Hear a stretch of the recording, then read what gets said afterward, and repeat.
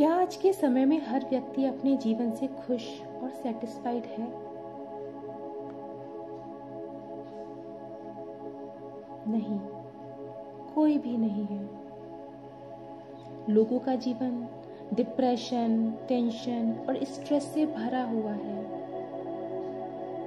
हर एक व्यक्ति अपनी किसी न किसी इच्छा को पूरा करने के लिए एक रेस में दौड़े जा रहा है और इस रेस का कोई अंत नहीं, क्योंकि इच्छाओं का कोई अंत नहीं। और आजकल तो लोग परमात्मा को भी लालच देते हैं। कहते हैं कि अगर आपने मेरी यह इच्छा पूरी कर दी तो मैं इतने रुपए का प्रसाद चढ़ाऊंगा। लोगों की सोच इतनी निगेटिव है कि वे दूसरे का तो छोड़ो, अपने बारे में भी पॉजिटिव नहीं सोच पाते। अपने जीवन तथा अपने विचारों को पॉजिटिव बनाने का सिर्फ एक ही रास्ता है, आध्यात्मिकता।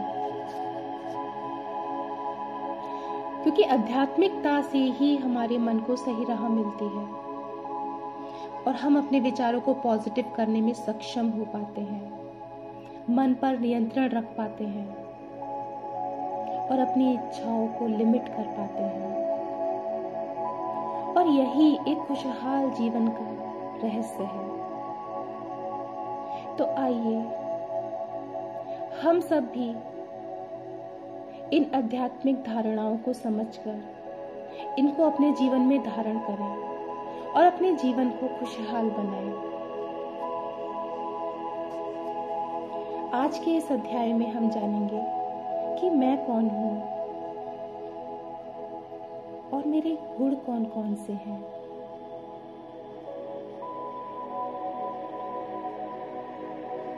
अक्सर जब भी हम किसी से पहली बार मिलते हैं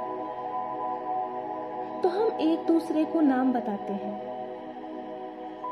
परंतु क्या यह नाम हमारी असली पहचान है?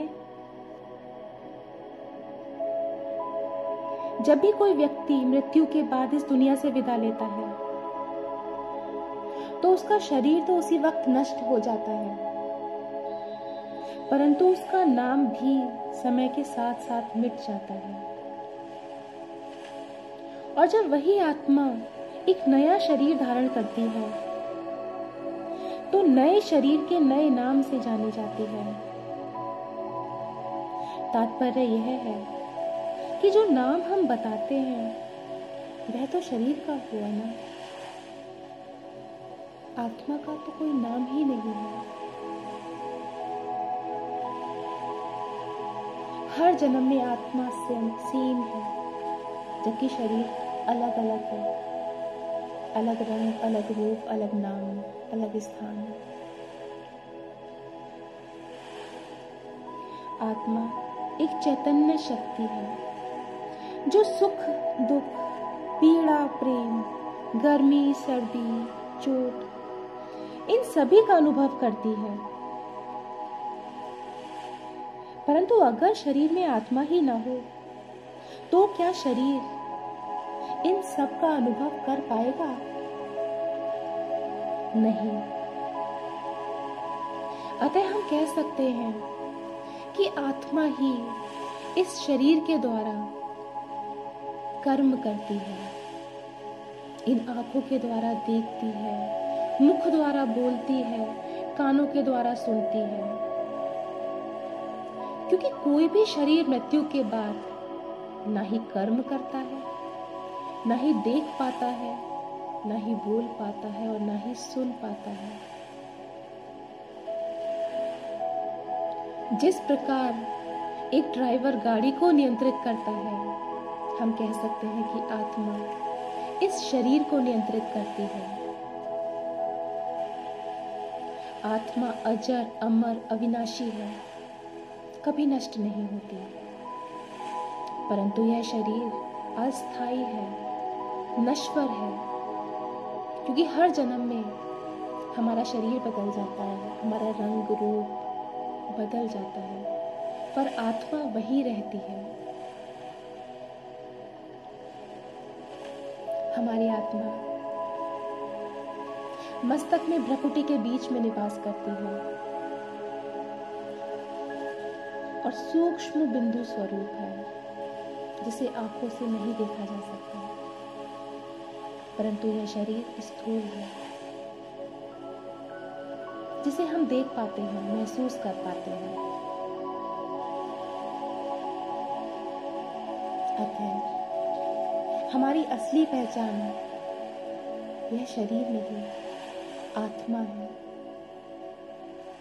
क्योंकि शरीर तो नष्ट होता है पर आत्मा अविनाशी है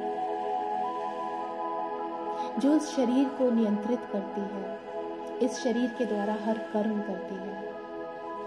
तो कर्म कराने वाली आत्मा ही है और यही हमारी सत्य पहचान है।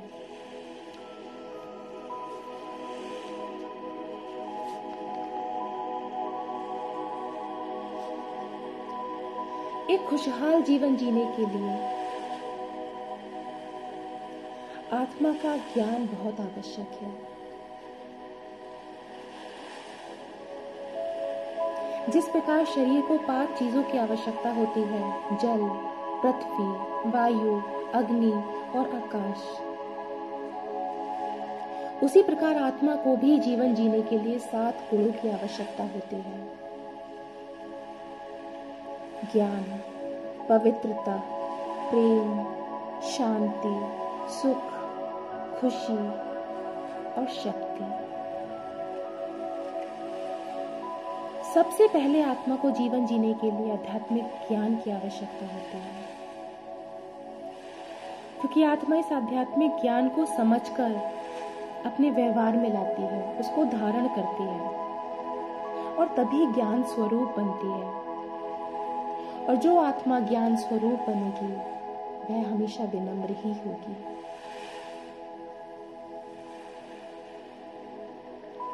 आध्यात्मिक ज्ञान को समझकर, जानकर और धारण करके आत्मा पवित्र हो जाती है। पवित्रता आत्मा का ओरिजिनल स्वरूप है और एक पवित्र आत्मा अहंकार से परे होगी, स्वार्थ से परे होगी। उसके अंदर एक निस्वार्थ प्रेम भरा होगा और जो भी कर्म करेगी वो निस्वार्थ भाव से करेगी। और जब इस निस्वार्थ प्रेम की अनुभूति होती है तभी मन में शांति होती है।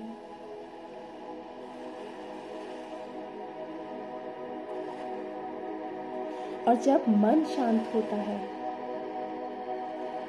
तो आत्मा सुख का अनुभव करती है। यह सुख स्थायी सुख है जो भौतिक सुविधाओं से परे है। आजकल लोग बहुत धन कमाते हैं, सारी भौतिक चीजें खरीदते हैं अपनी सुविधाओं के लिए, पर फिर भी सुखी नहीं है।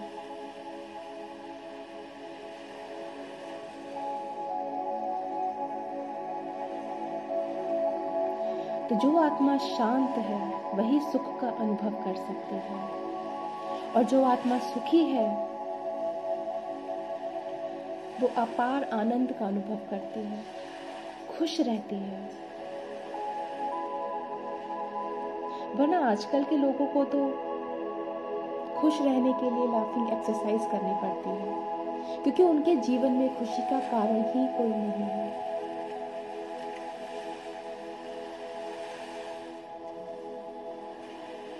लोग घूमने जाते हैं, क्या उससे हमें स्थायी खुशी मिलती है? नहीं। घूमने से हमें क्षण भर की खुशी जरूर मिल जाएगी, लेकिन अगर हमें स्थायी खुशी का अनुभव करना है तो हमें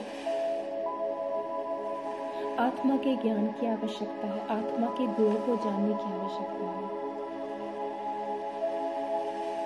और जो आत्मा अपार खुशी और आनंद का अनुभव करती है वह एक शक्तिशाली आत्मा है।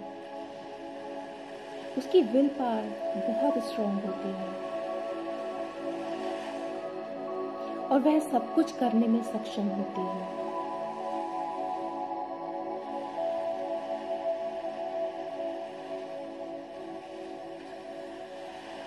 तो आज हमने अपने आप के बारे में जाना और पहचाना, अपने गुणों के बारे में जाना,